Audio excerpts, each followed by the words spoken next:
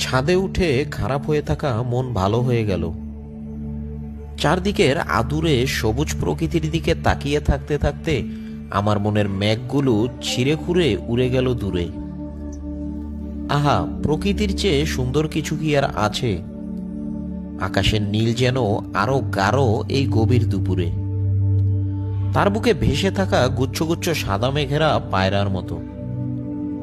এবাড়ির দেয়াল ঘেঁষে দাঁড়ানো সারি সারি সুপুরি গাছের পাতারা দোল খায় নীল আকাশের সীমাহীন পটভূমিতে, যেন একটা জীবন্ত ছবি।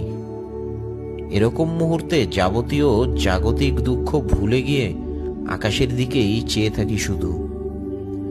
সূর্য আমার শরীর ভেদ করে বুকের ভেতরেও উত্তাপ ছড়িয়ে দেয়। আমি সৃষ্টিকর্তার ভাবনায় ডুবে যাই। একসময় চেয়ে থাকি অল্প দূরে দিয়ে বয়ে যাওয়া শান্ত লক্ষ্মী মেয়ের মতো নদীটার দিকে।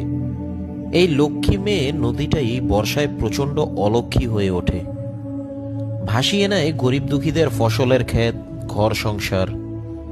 একবার প্রচণ্ড বন্যায় এক কৃষককে দেখেছিলাম তার ছেলেকে নিয়ে পানির নিচে ডুব দিয়ে দিয়ে ধান তুলে আনছে, জমা করছে পানির উপরে ভেসে থাকা নৌকায়।